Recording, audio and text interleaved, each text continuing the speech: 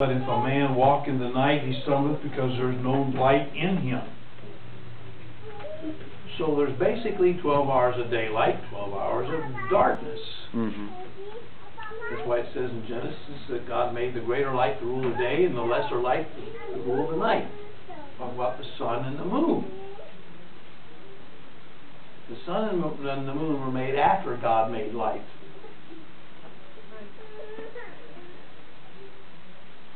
Again, another proof that evolution is wrong and the world is not turning around the sun. In fact, the sun is turning around the world.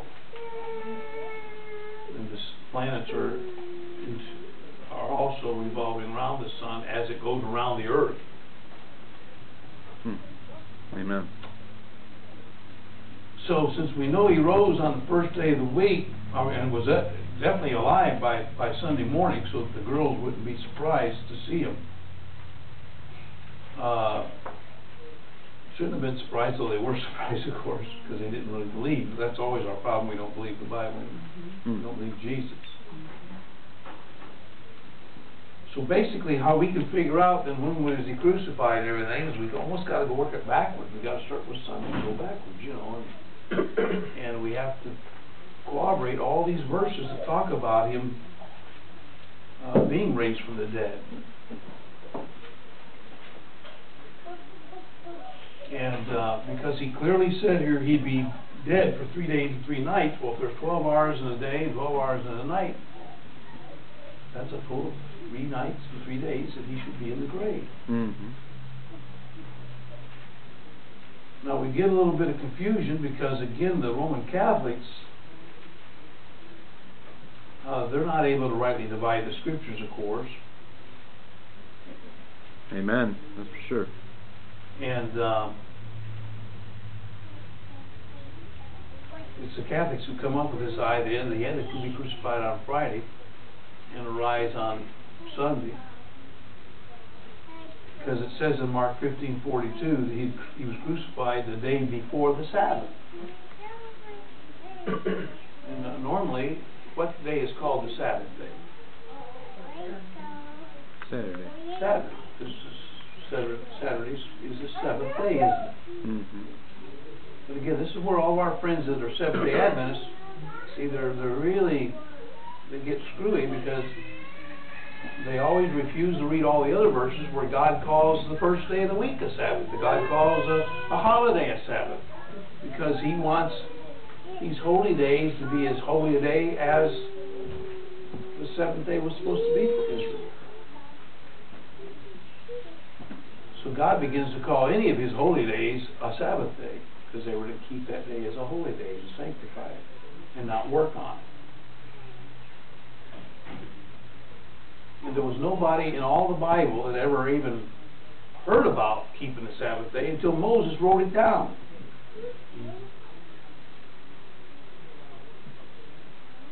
Nobody even knew that God rested on a Sabbath day until God told Moses, and Moses wrote the book of Genesis.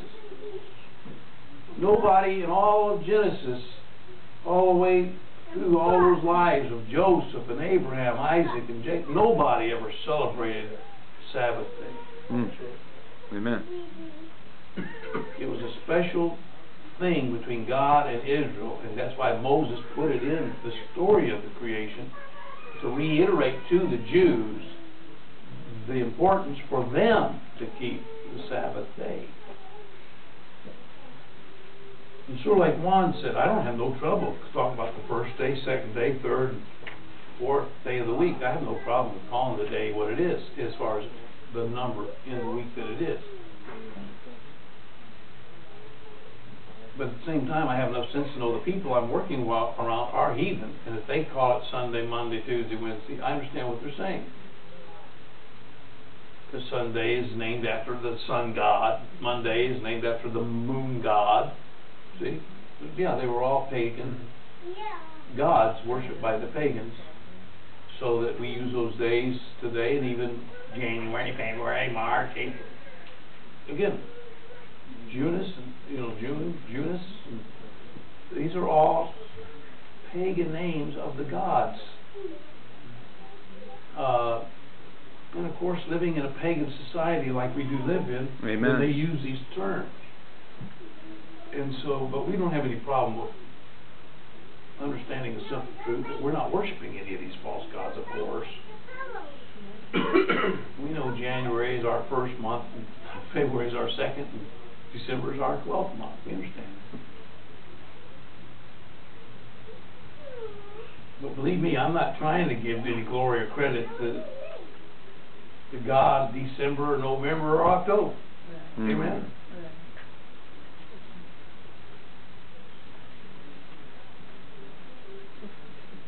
So,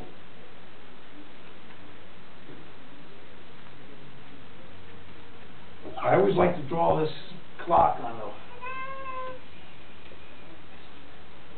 the wall, in the sense that we're supposed to have 12 hours of darkness, 12 hours of daylight, right?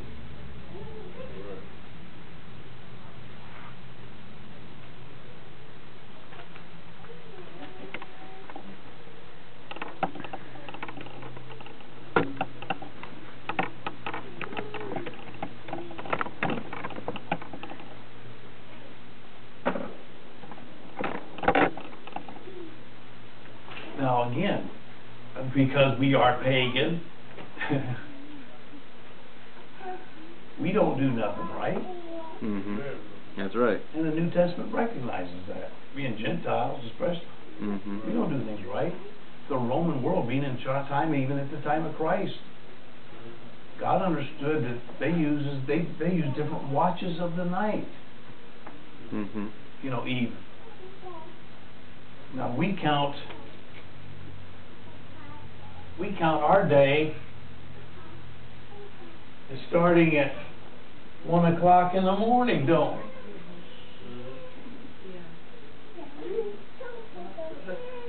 We call this AM and we call this PM.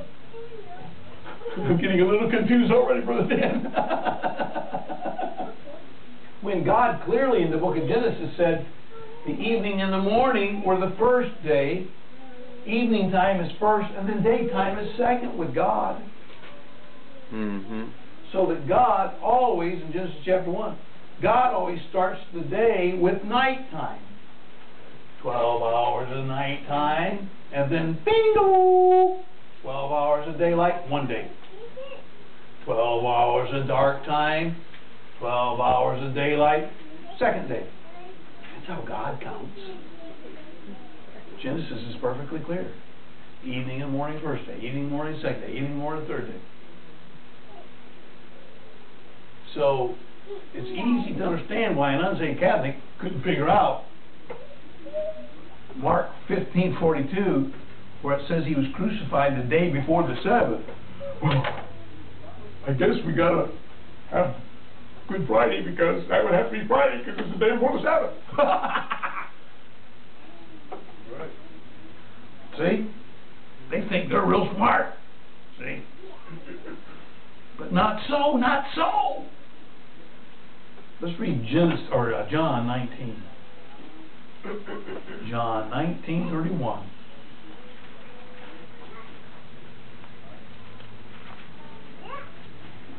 The Jews, therefore, because it was the preparation that the body should not remain upon the cross on the Sabbath day, for that Sabbath was a high day. It was a special holy day. It was one of the feast days of Leviticus 23.